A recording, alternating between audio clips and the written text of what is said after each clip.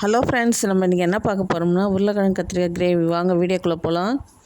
Stove பற்ற வச்சு கடாயில் எண்ணெய் ஊற்றிக்கலாம். கடவுள் தும்பூர் போட்டுக்கலாம். நல்லா பொரியட்டும். கொஞ்சம் கருவேப்பிலையும் போட்டுக்கலாம். 2 வெங்காயம் குட்டி குட்டியாக கட் பண்ணி வச்சுருக்கேன், அதையும் போட்டுக்கலாம்.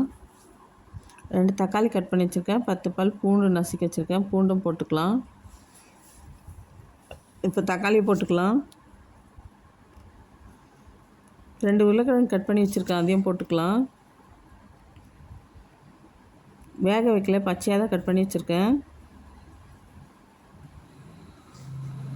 நல்லா வதக்கி விட்டுக்கலாம். இப்போ மசாலா சேர்த்துக்கலாம். 1/4 ஸ்பூன் மஞ்சள் பொடி, 2 ஸ்பூன் குழம்பு மிளகாத்தூள்,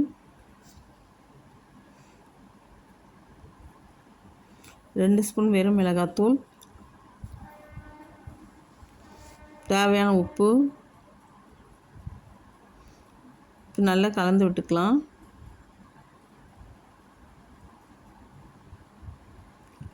ஒரு கிளாஸ் தண்ணி ஊற்றிக்கலாம். இப்போ கலந்து விட்டு மூடி வச்சிடலாம்.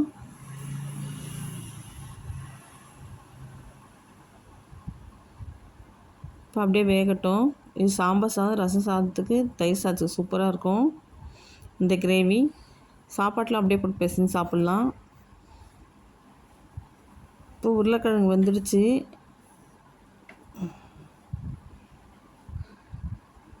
இப்போ ஓப்பன் பண்ணி பார்க்கலாம். இப்போ உருளைக்கிழங்கு வெந்துடுச்சு. கத்திரிக்காய் போட்டுக்கலாம்.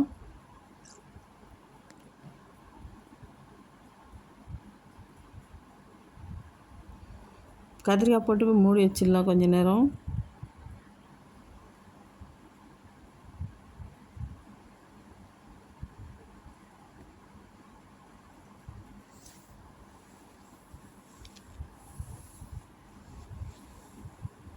நல்லா கலந்து விட்டுக்கலாம்.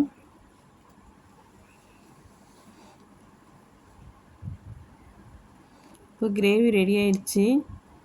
ஓப்பன் பண்ணி பார்க்கலாம். பாருங்கள், நல்லா வெந்து வந்துடுச்சு. இந்த வீடியோ உங்களுக்கு பிடிச்சிருந்தா லைக் பண்ணுங்கள், சப்ஸ்கிரைப் பண்ணுங்கள், கமெண்ட் பண்ணுங்கள். Thank you friends.